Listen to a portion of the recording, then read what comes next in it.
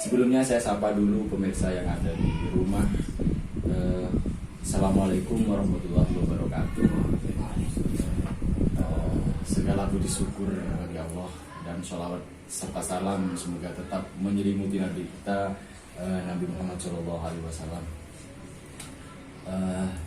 Pada kesempatan sore ini kami kembali hadir di channel YouTube kami dengan acara yang berbeda. Tentunya ini agak ke mana ini? Ini membedah buku dari teman kita, satu pesantren dari kita. Beliau adalah Nuris Solihin Domiri. Bagaimana punya kabar, Bu? Alhamdulillah baik. Ditemani juga dengan pembedah senior kita Imron Abdullah. Bagaimana punya kabar? Alhamdulillah baik. Ini adalah bentuk rasa syukur kami sehingga kami perlu untuk mengapresiasi dengan lahirnya buku Lanceng Talpos bulan yang lalu, masuk Ramadan ya. Saya juga kaget dengan berita ini karena memang di beberapa kota banyak penerbitan buku itu digagalkan karena memang kondisinya seperti ini. Tapi tentu ini bukan suatu halangan bagi teman kita ini, saudara kita. Ya, saya panggil Bin aja ya, biar lebih dekat di dunia literasinya, Bin. Di sini nanti kami akan membahas terkait masalah yang pertama, proses kreatif.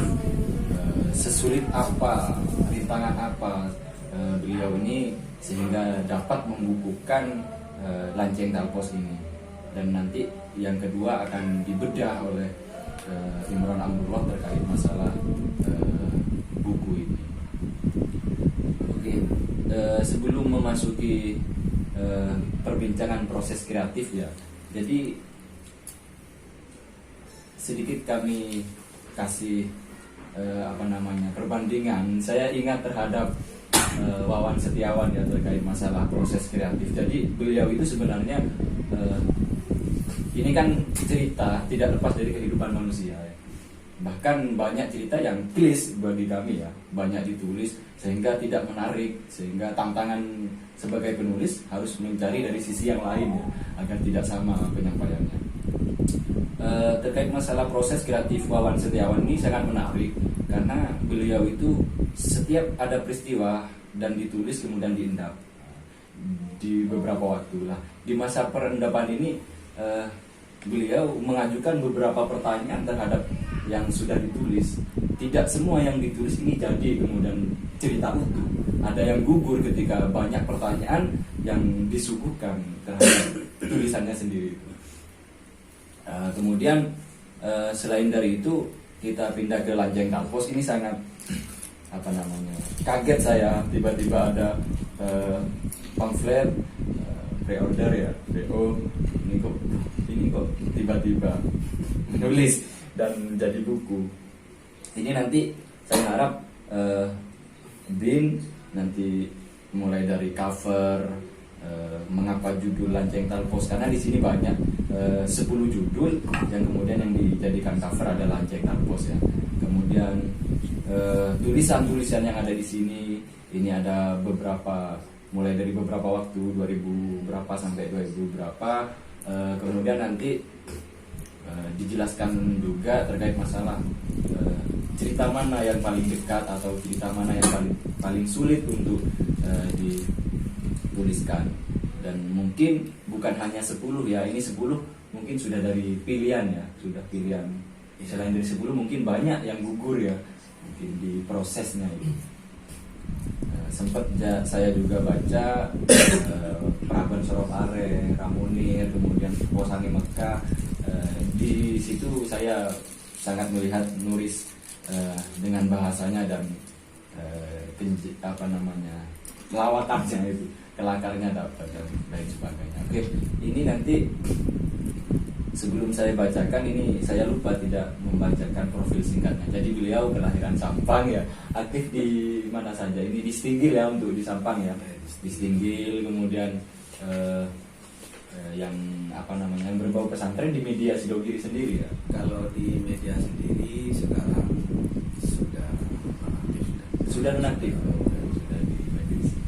Ya, untuk sekarang mungkin aktif mulai di Madurit ini. Oh, di Madurit ya. Oh, Mulai membangun. oke. Saya lempar langsung terhadap perbincangan masalah proses kreatif biar kita lebih paham bagaimana sulitnya menerbitkan buku Lajeng Talpos. Silahkan. Langsung. Iya. Bismillahirrahmanirrahim. Alhamdulillah.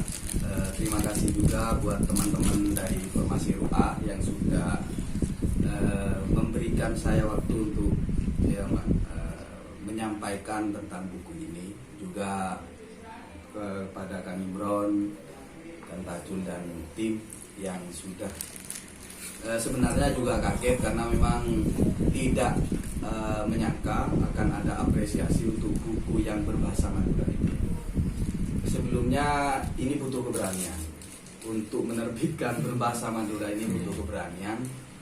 Saya sudah sharing dengan beberapa teman, itu ada yang mungkin salah dari awal ketika menerbitkan itu, menerbitkan 300 indeks, dan ternyata karena memang peminat untuk yang berbahasa Madura, akhirnya banyak yang masih banyak sisanya, sedangkan saya sendiri tidak sampai 100x karena memang kurang berani dalam hal ini.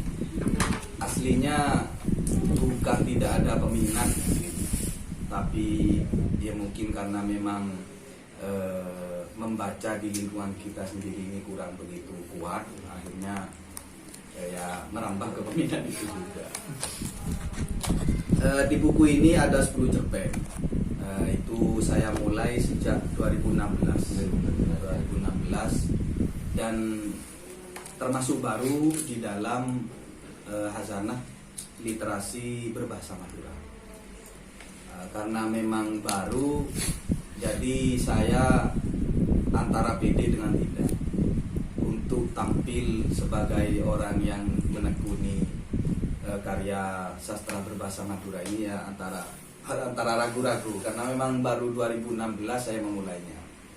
Dan ternyata ada yang lebih muda lagi, ada yang memulai pada tahun 2017. Jadi mungkin kalau dimulai dari tahun, mungkin saya juga masuk yang awal juga. Dari 10 cerita ini mungkin ada 50% itu kisah nyata. Dan itu memang dituturkan oleh berbagai macam teman, orang. Ada yang saya dapatkan dari teman, ada yang memang baru kenal. Karena saya kalau sudah kehilangan inspirasi untuk menulis, saya biasanya mengajak teman untuk bercerita apapun yang dia alami atau dia ketahui di kampung. Seperti contohnya Osom Capi. Osom Capi ini adalah diangkat dari kisah nyata yang memang terjadi kesalahan pembunuhan, dan itu terjadi di daerah Probolinggo.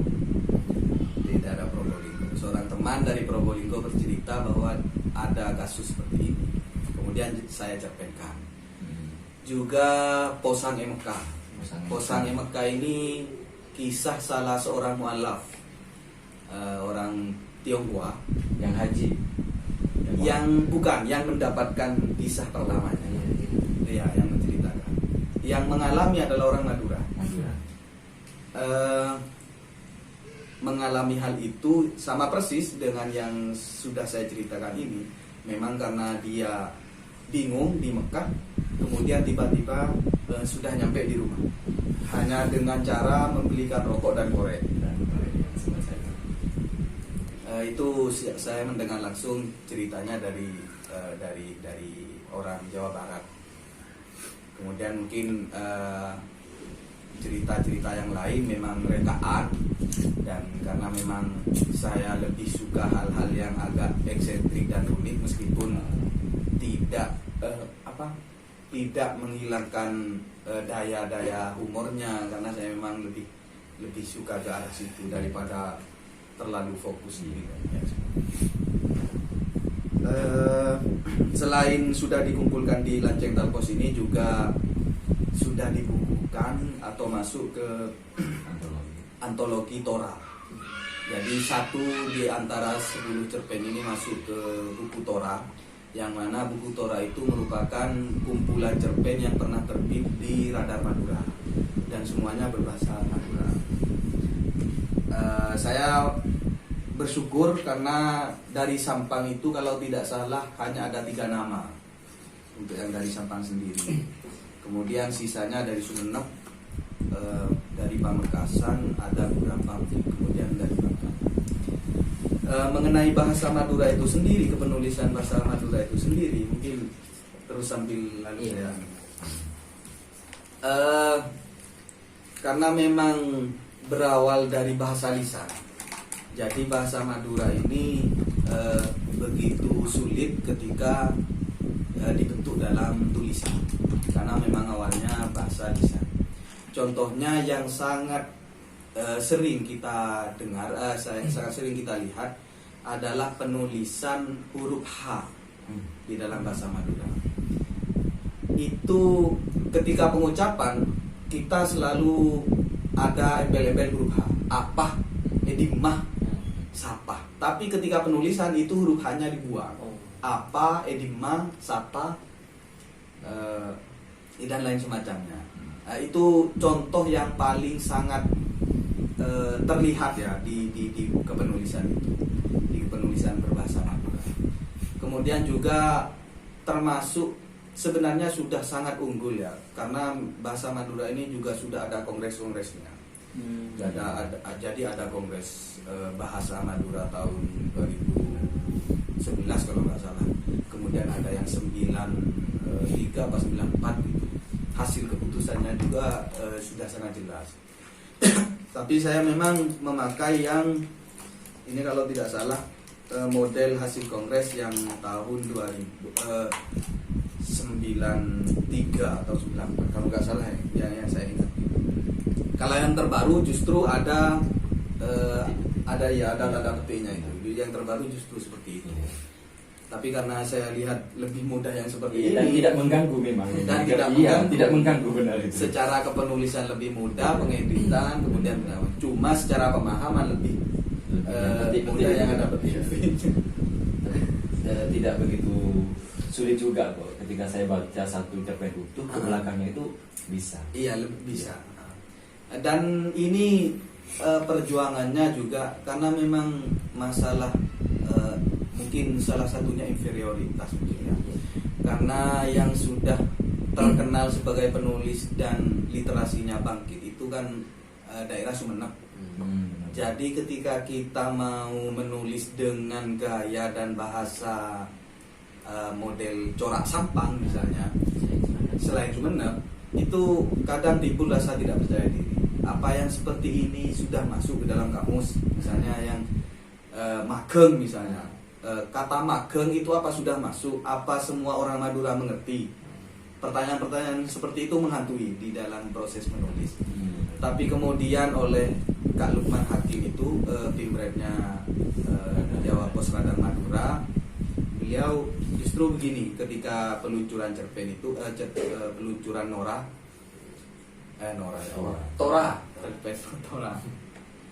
Beliau berkata bahwa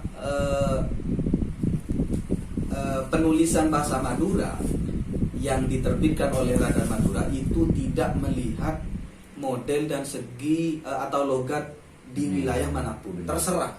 Mau yang model Bangkalan yang memakai lo, atau yang model selainnya yang memakai Sampang, atau bahasa-bahasa mungkin dari Madura Tapal Kuda misalnya. Itu terserah, tetap kami terima sebagai upaya memperkaya bahasa Madura.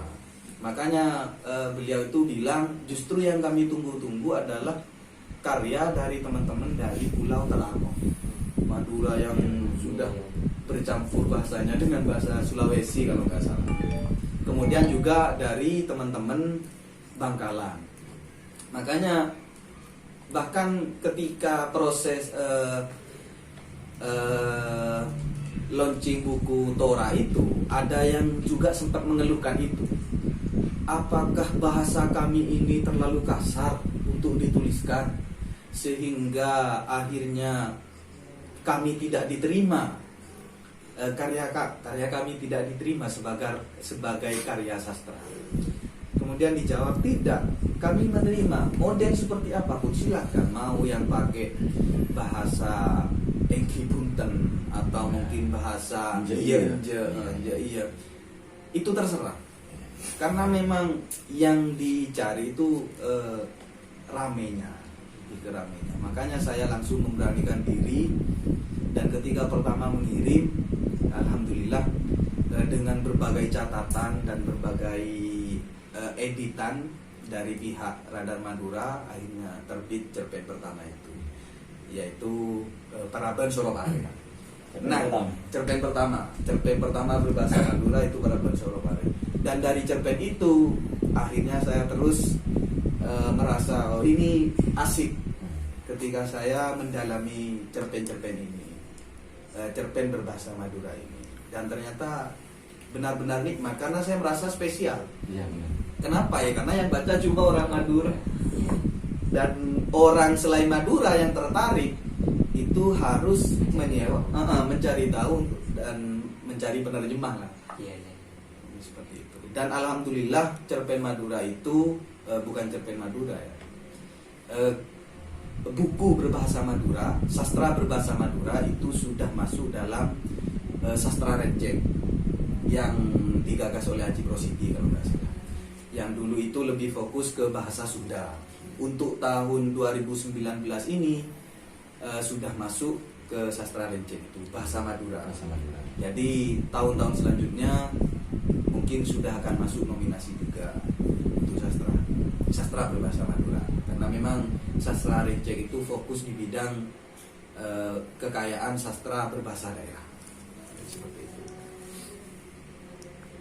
Ya, sebelum lanjut ya, mungkin ada beberapa pertanyaan penting dari kami juga terkait masalah cerpen mana atau cerita pendek mana yang sulit untuk diselesaikan, kemudian apa namanya itu lagi. Selain dari itu pasti kan ada yang nyata kan, tadi ada yang fiksi juga. Nah, dalam yang nyata saya kira ada beberapa nama yang disamarkan tentunya. Kemudian ini saya ingin tahu sebenarnya proses cerpen yang paling lama itu apa, sehingga dengan kendalanya apa saja gitu. Kalau yang paling lama saya kira memang di Posange Mekah. Karena Posange Mekah ini saya antara ingin mencerpenkan dalam berbahasa Indonesia, kemudian juga antara juga mau dicerpenkan dalam bahasa Madura.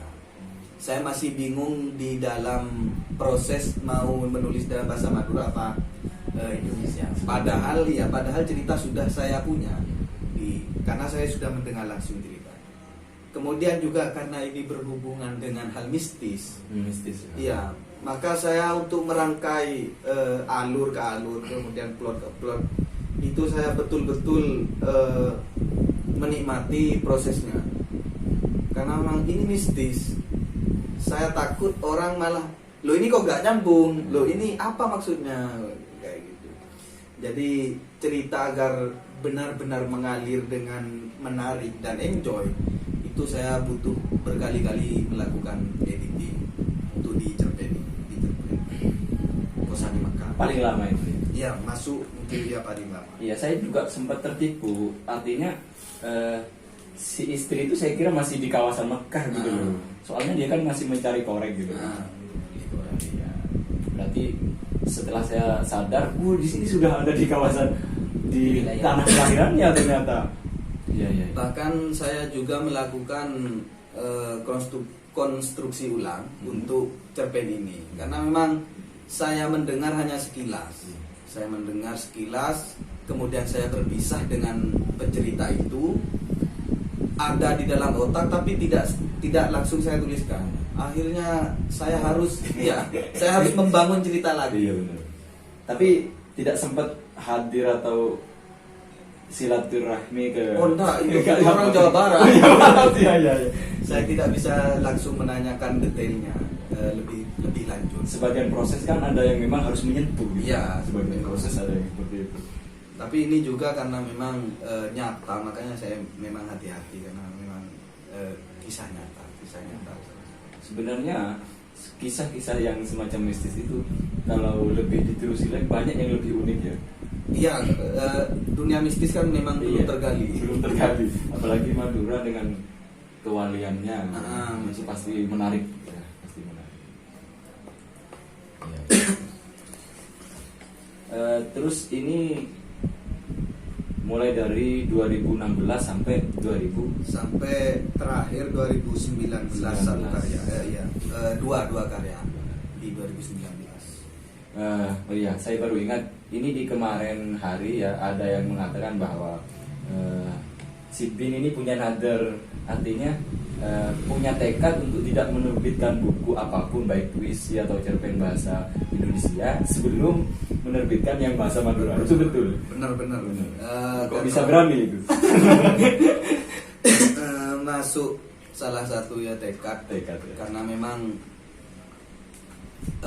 awalnya kenapa saya akhirnya memutuskan untuk lebih dulu menerbitkan ini yang antologi tunggal ya, antologi tunggal. Karena yang bersama saya sudah banyak juga.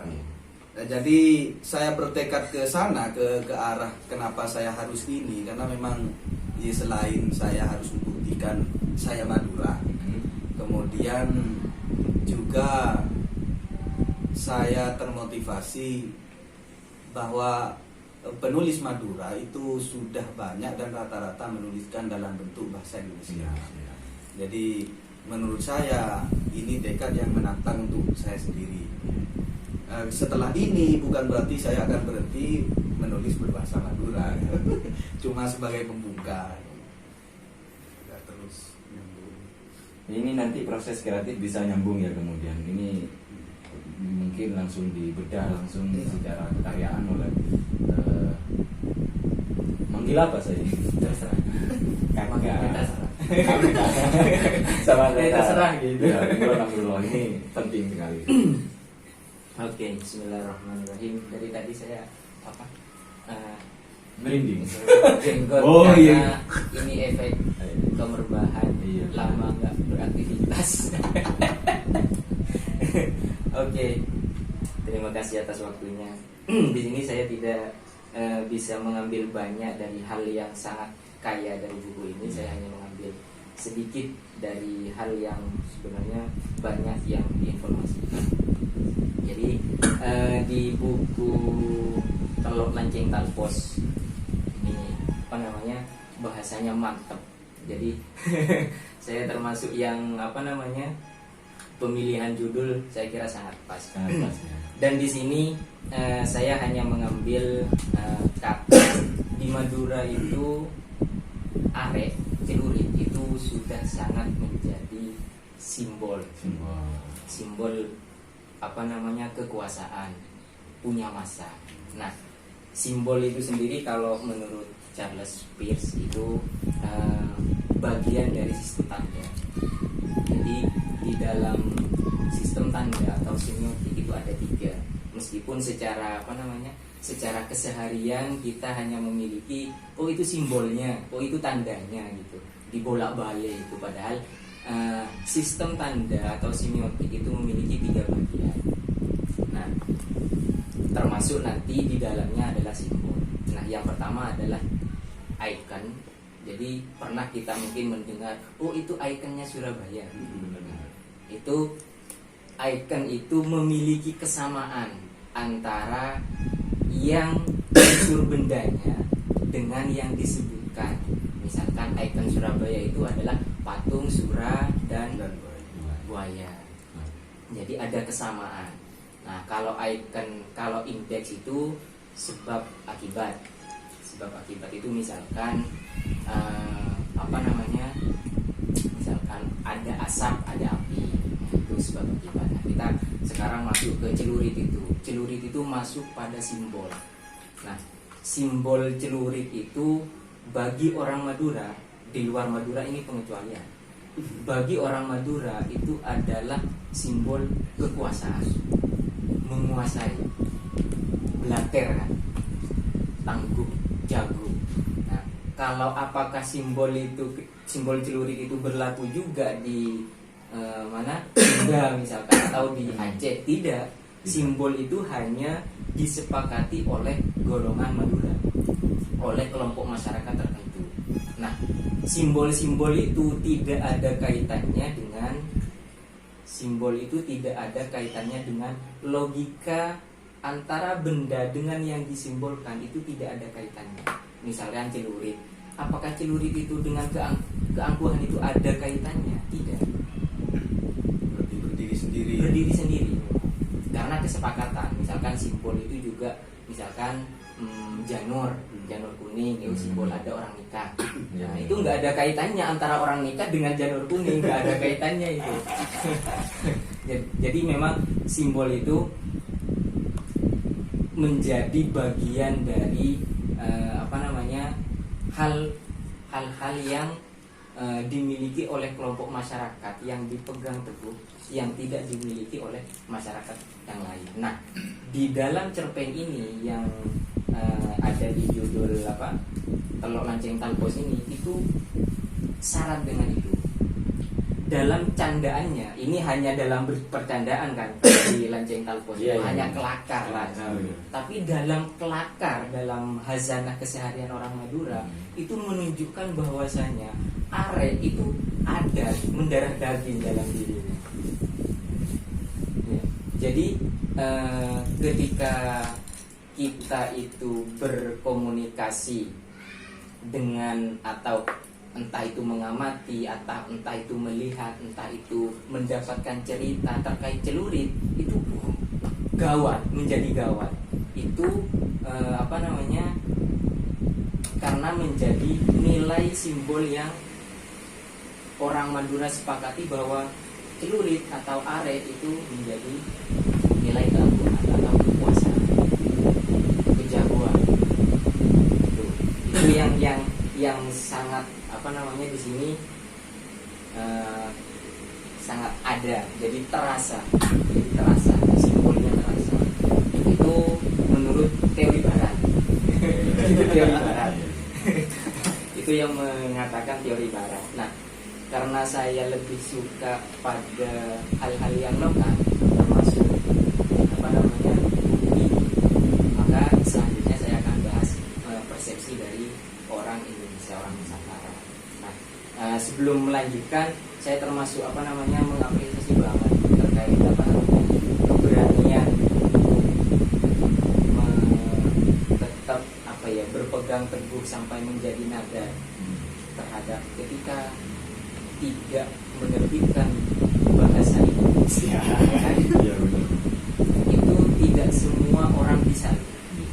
Tidak semua orang bisa. Mungkin banyak yang mampu, tapi kekompleksitasan suatu termasuk ke intimidasi bahasa, kalau harus menang ini bagaimana gitu. Itu sangat berani kalau menurut saya. Oke. Nah, selanjutnya saya akan melihat dari persepsi Ki Ageng Suryomentara. Jadi Ki Ageng Suryomentara di sini di Paragon Sorok Arek itu ada sajak yang saya kira sangat mendalam bagi keseharian kita, meskipun entah itu kita sadari atau tidak.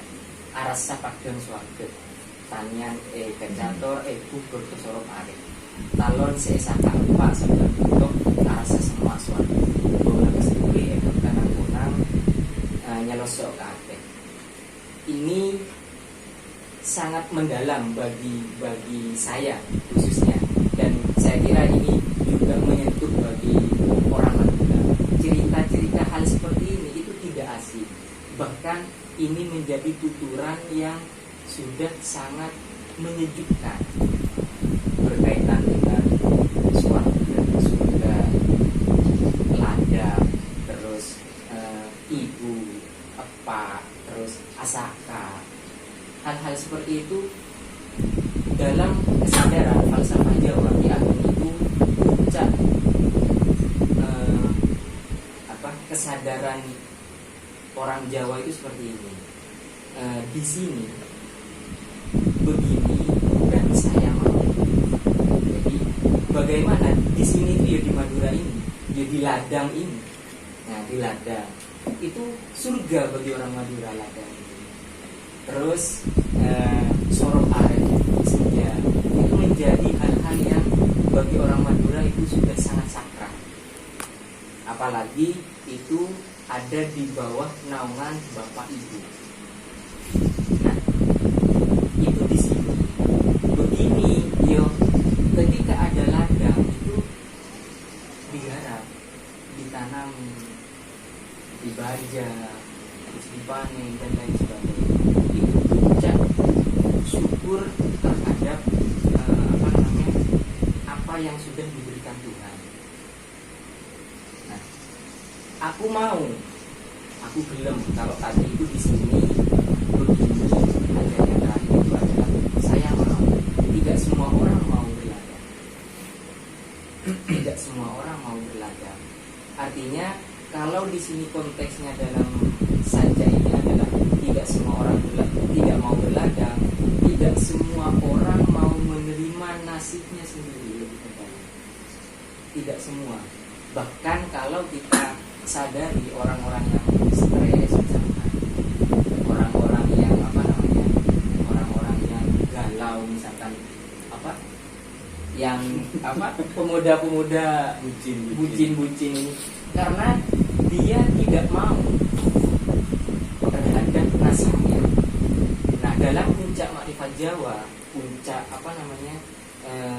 kalau dalam istilahnya Ki Ageng Surya Mentara itu sudah menjadi manusia tanpa ciri. Manusia tanpa ciri itu ya sudah tidak bisa dicirikan dengan sesuatu hal. Dia sudah sangat lepas ya berladang kalau misalkan aktivitasnya berladang, kalau aktivitasnya sastrawan ya bikin saja dan lain sebagainya. Itu sudah aku menerima. Dan puncak makrifat Jawa itu manusia tanpa ciri itu menurut Ki Ageng Surya Mentara itu bisa turun kalau misalkan itu dianggap level, ada manusia itu sebagai pribadi, sebagai individu, dia selalu mencatat, merekam, mengamati, mencatat. Selanjutnya setelah manusia itu mencatat, manusia itu mengolah catatan yang baik. Makanya seperti sekarang itu informasi dari media sosial sudah sangat banyak. Nah itu apakah manusia pribadi itu bisa mengolah catatannya, mengolah informasi yang ada, dan setelah itu baru apakah dia berlanjut bisa mengolah atau dia terbawa arus oleh informasi itu. Dalam buku ini, dalam cerpen Parabel Sorok Are itu, kalau menurut saya sudah ada di puncak manusia tanpa ciri. Jadi dalam saja ini itu sudah ada di dalam puncak makrifat seseorang, bahwasanya dia menyadari bahwasanya tempat tinggalnya adalah ladang, tempat tinggalnya adalah lautan, tempat tinggalnya yang penuh dengan tanah air, seperti itu. Dan menyadari bahwasanya keadaannya karena sudah ada ladang, maka dia garap. Terus itu adalah puncak dari rasa syukur. Saya kira kita khususnya orang Madura, kalau masih kecil oke lah mengeluh, tapi coba saya mengingat-ingat terhadap hal-hal yang orang tua dulu kita lakukan. Setelah, kalau misalkan sekarang ada televisi, mungkin setelah maghrib sudah televisi. Kalau dulu saya mengingat-ingat orang tua itu setelah maghrib rokokan, ada di surau sambil telentang melihat rembulan sama bintang. Itu bentuk, kalau menurut saya, kemauan untuk menerima nasib secara utuh. Jadi saya kira saja ini sangat mendalam kalau dilihat dari perspektif Ki Ageng Surya Mentara. Jadi tidak ada pergolakan sesuatu halus, lurus, dan kalau di dalam agama itu sudah bisa pulang dengan damai. Ya. Apa bahasa Arabnya apa? Apa? Di Al-Baqarah itu loh. Di Al-Baqarah kalau nggak salah. Iya. Jadi pulang dengan damai itu sudah sangat apa namanya, vibrasinya, kalau dalam vibrasi itu rasanya itu sudah sangat lurus dari bumi ke langit, sudah tidak bisa sudah tidak bisa diberikan oleh sedih, senang, karena sedih dan senang itu pasti ada, itu rasa. Sedangkan yang itu perasaan, sedih dan senang itu perasaan, sedangkan yang hakikat itu rasa. Nah, dan di saja ini itu sudah rasanya sudah sangat kuat, mengakar, madura banget gitu. Kalau di dibahasakan dengan bahasa muda, madura banget, sudah sangat mengakar, kuat, apalagi dengan ditambah ya mungkin kekuatan-kekuatan sajak-sajak yang ada dalam buku ini tidak terlepas dari tirakat. Itu nanti mungkin bisa dijelaskan juga ya. dipertanyakan juga apa gitu bisa memiliki keberanian seperti itu. Saya kira sekian dulu sementara. Ini juga kami ingin menyentuh terkait masalah pembangunan tokoh. Jadi di sini saya juga melihat kesabaran Kesobir ya, dan dengan prinsipnya untuk tidak menyibukkan orang lain. Selain nanti juga perlu dijelaskan tata letaknya ini siapa. Ini saya kira ending dari judul yang ditaruh di belakang Kiai Sobir ini sangat tepat sekali. Jadi diakhiri dengan kematian. Kemudian kalau kita lihat di Kak Kosdan, bagaimana Kak Kosdan menyembunyikan sesuatu ya terhadap istrinya. Kemudian di Kesobir dengan kesabarannya dan banyak lagi ya. Untuk membangun tokoh semacam itu kan sangat sulit sekali. Si penulis bagaimanapun kalau sudah menulis cerita, ini tantangannya untuk membangun tokoh. Bahkan ada yang lebih ekstrim lagi di Telok Lanceng Dalpos ini Anda sekaligus membuat 3 watak atau 3 penokohan yang berbeda-beda. Tapi endingnya sama ketusnya ya. Sama ketusnya. Tapi ketusnya ini beda. Yang satu agak ke sakti, terus yang satu agak ke beleter, yang satunya lagi agak pelan-pelan tapi nusuk gitu kan. Ini obrolan di warung. Di warung itu kan 3 tokoh itu. Tidak bisa kita menggambarkan di suatu kondisi kemudian tokohnya itu 3 berwarna. Kalau Kesobir mungkin dengan diksi-diksinya juga penting kan sebagai tokoh, sebagai saya semisal di dalam cerita Telok Lanceng Dalpos ditokohkan sebagai orang yang beleter, mungkin kata-kata yang keluar aman pote atau orang daripada pote mata itu kan juga dekat penokohan dengan diksi yang keluar nanti. Dan tentu sebagai penulis harus ada jarak ya kan, ada jarak juga nanti ketika menokohkan ini dengan yang satunya harus. Ini sangat sulit ya untuk penokohan. Ini nanti disampaikan kemudian tata letak mungkin ya untuk awal. Tata letaknya ini siapa? Untuk tata letak mungkin ya, tata letak dari buku ini saya memang konsepnya lebih ke independen. Jadi saya cuma meminta saran ke teman-teman, bukan memasrahkan sepenuhnya. Iya. Meskipun sikap saya itu ternyata ada teman yang tidak setuju gitu. Maksudnya enggak gitu. Pentingnya memasrahkan naskah ke pihak yang ahli untuk masalah tata letak itu, karena mereka akan membaca betul mana yang harus di depan, mana yang harus di awal. Sedangkan saya melakukan itu secara mandiri, cuma tanya-tanya mana yang harus saya letakkan di awal, cuma melakukan itu. Jadi sebenarnya ini ya mandiri banget gitu loh. Termasuk juga masalah sampul saya juga mandiri. Bukan berarti saya ingin menampilkan saya bisa ke segalanya, cuma karena memang dengan segala keterbatasan, maka mau tidak mau saya harus keluarkan semua energi saya. Dan itu terbukti kan, terbukti. Dan akhirnya ya alhamdulillah apresiasinya juga bagus dalam hal ini. Itu dalam masalah perwajahan dan tata letaknya. Kemudian kalau dari masalah penokohan, tentu saja cerita saya itu meskipun alur itu fiksi, tapi ada 1-2 karakter atau ada 1-2 potongan cerita yang itu saya ambilkan dari fakta. Jadi misalnya seperti yang paling akhir ini Kesobir, itu justru almarhum abah saya sendiri. Iya, saya nyangka memang seperti itu. Karena memang background atau latar yang dibangun adalah pesantren. Itu ya masalah orang tua saya sendiri, dan ada banyak cerita yang memang itu terjadi dan ada yang memang saya tambahi. Kemudian juga seperti misalnya masalah ini Lanceng Talpos ini. Lanceng Talpos ini saya juga per karakter itu saya mengamati teman. Jadi ada teman ternyata yang modelnya seperti ini gitu loh. Ada yang aslinya nggak begitu angkor, tapi komangko gitu. Tidak begitu sakti, tapi Tidak begitu sakti. Tapi ceritanya begitu wow. Saya di sini juga masalah yang menyinggung celurit, saya juga tidak murni menceritakan masalah caroknya. Iya.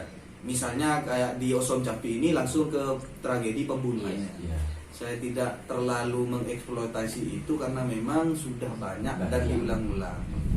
Di Lanceng Talpos itu sendiri justru saya jadikan cuma seperti buat gaya-gayaan. Oh, saya bisa menghadapi orang ini, saya bisa menghadapi orang ini.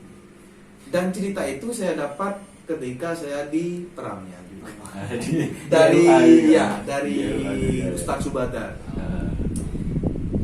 Aslinya bukan cerita, cuma saya ceritakan. Ustadz Subadar itu pernah berstatement begini, tak angko cong mun kakek ki seting are kole.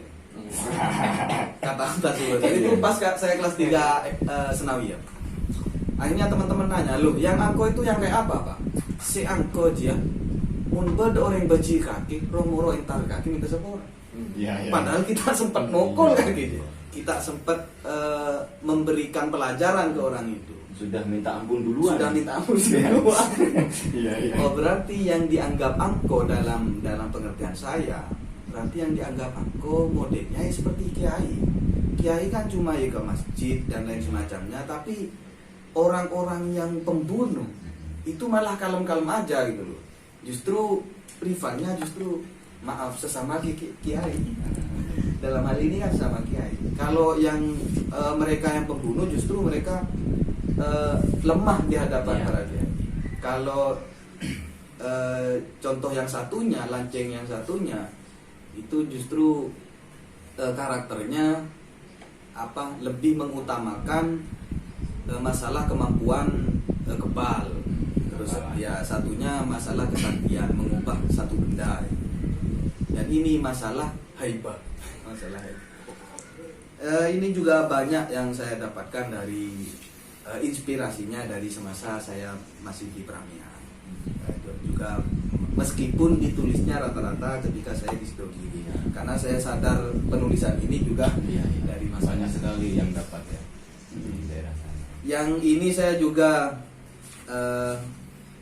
yang Pak Jenggu.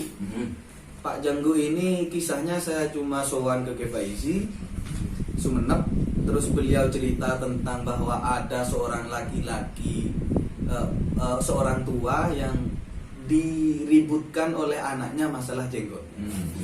Jadi anaknya menangis, kemudian beliau menembangkan sebuah tembang yang ini, Pak Jenggu Andi anak dua. Ini saya kasih tahu lagunya. Ini langsung riwayatnya dari Kefaizi. Halaman 61. Pak Jenggu Andi anak dua, sekeni lako nangis bayi, polana takok kajengguna, iya marana laku cokora. Ini saya langsung dari Kefaizi dan saya benar-benar langsung saya catat. Ini mau saya catat ya, mau saya syarah ini. Dan ini syarahnya. langsung bentuk cerpen. Cerpen. Saya carai jadi cerpen. Meskipun ini ya ditulis saya sebagai seorang santri dan orang Madura dengan dengan adatnya yang seperti itu, saya juga agak bermain-main dengan kegemesan. Misalnya seperti ungkapan ini, ada yang laki mak lako salah melolo ping. Nah, lanceng polanya selanceng nangis, pandek polanya sepandek nangis dia. Iya. Ungkapan ini kalau memang cuma diambil itu saja, maka konotasinya Iya. ya ke arah Beda. yang negatif. Yang negatif benar. Tapi aslinya ke masalah jenggot yang panjang, dia nangis anaknya, jenggot pendek nangis juga. Ini kan masih terkait masalah penokohan. Tadi sempat diceritakan bahwa 3 Lajeng Talpus ini melalui pendekatan teman. Justru bagi saya ada kan penokohan yang memang di sekitar BIN ini tidak ada, sehingga BIN harus kemana untuk mencari tokoh yang mau digambarkan di sini. Karena di lingkungan BIN tidak ada tokoh yang mau dibangun seperti ini. Misal kadeh di lakon apa ada, ucapan dengan pekerjaannya sama. Kan sulit kan untuk mencari orang yang semacam itu, sehingga mau ditokohkan juga sulit.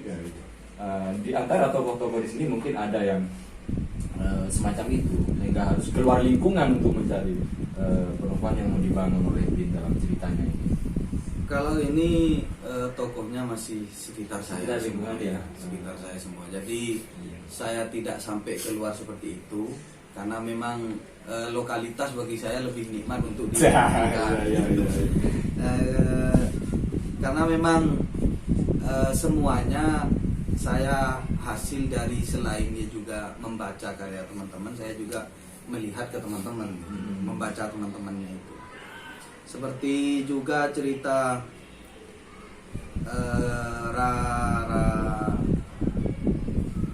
Ramunir ini Ya, Ramunir yang ini. masalah politik. Ya ada. Ini Suka iya, saya ini. ini juga ada tokohnya. Hmm. Jadi memang ada tokoh yang itu terjun ke masalah politik. Meskipun saya tidak terlalu dalam membahas. Iya benar, saya juga kekurangan Pak.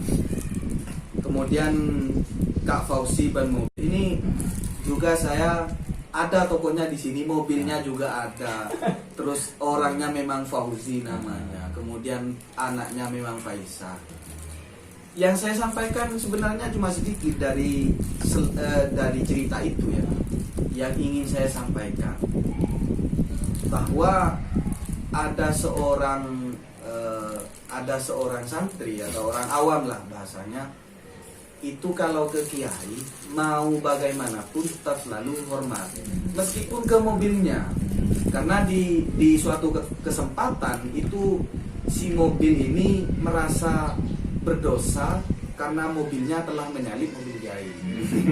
Dan ini tradisi pesantren. Iya menurut benar saya. ya, pesantren sekali. Kalau sudah ketemu mobil kiai, loh ini mobil kiai, ini nggak mau nyalip. Nggak mau. Jadi, Haram. Iya. kecuali mungkin yang nampak ke barat-baratan, ini cerpen yang berjudul John Sebastian Bach. Ini nampak ke barat-baratan cuma dari judul John Sebastian Bach. Padahal ya aslinya saya juga ketika di Perangan itu pernah saya berbincang-bincang dengan salah satu masyarakat, berbicara tentang asal muasal nama.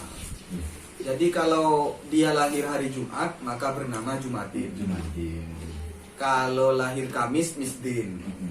Kalau lahir Rabu Budin. Nah, dan seperti itu. Loh ini kok ada orang desa namanya John Sebastian Bach. Ini kan sudah di luar ternyata yang punya keliaran seperti itu orang tuanya. Dan faktanya juga demikian kan sekarang. Justru yang ingin yang unik dan keren itu orang tuanya. Ketika minta saya, yang penting panggilannya keren. Meskipun namanya Ahmad, yang penting panggilannya keren. Jadilah kemudian dipanggil Mamat misalnya, atau Mehmet dan lain semacamnya. Itu kan gara-gara kemauan orang tuanya. Ya seperti ini, John Sebastian Bach ini korban dari orang tua yang lintas yang orang tua yang lintas ini. Iya. Dan orang tuanya yang ingin dan anaknya yang jadi korban gitu. Ya ini Biruni Barat. Saya kira harus dilempar lagi terhadap pembedah, mungkin mau menyentuh secara apa plot cerita atau bagaimana terserah. Monggo Cak Imron.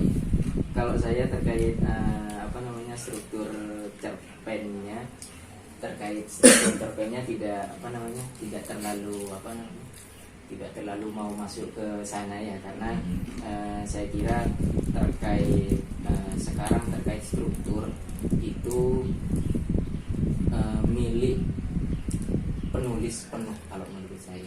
Dan oke, boleh pembaca merespon atau mengkritisi, tapi saya kira apalagi dengan keberanian dengan berbahasa ibu seperti ini, menurut saya ini sudah sangat istimewa menurut saya. Jadi saya tidak mau masuk terhadap apa terkait struktur narasi yang ada di dalam. Tapi saya untuk yang terakhir terkait hal-hal yang seperti ini sangat ada di keseharian kita. Dan ternyata kalau dari perspektifnya Ki Ageng Surya Mentaram, kita kembali ke Ki Ageng, karena saya itu kalau menemukan pemikiran lokalitas itu gairah untuk mengetahui itu agak tinggi. Jadi karena tidak semua orang juga mau mengakui pemikiran-pemikiran yang lokal.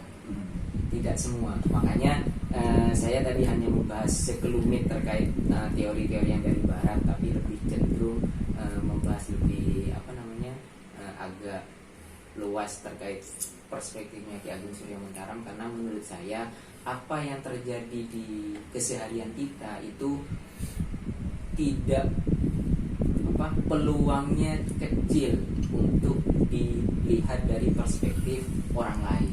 Yang tahu kita adalah diri kita.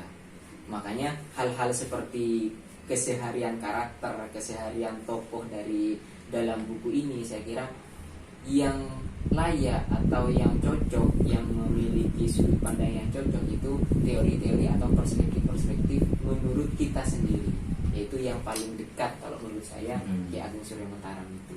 Jadi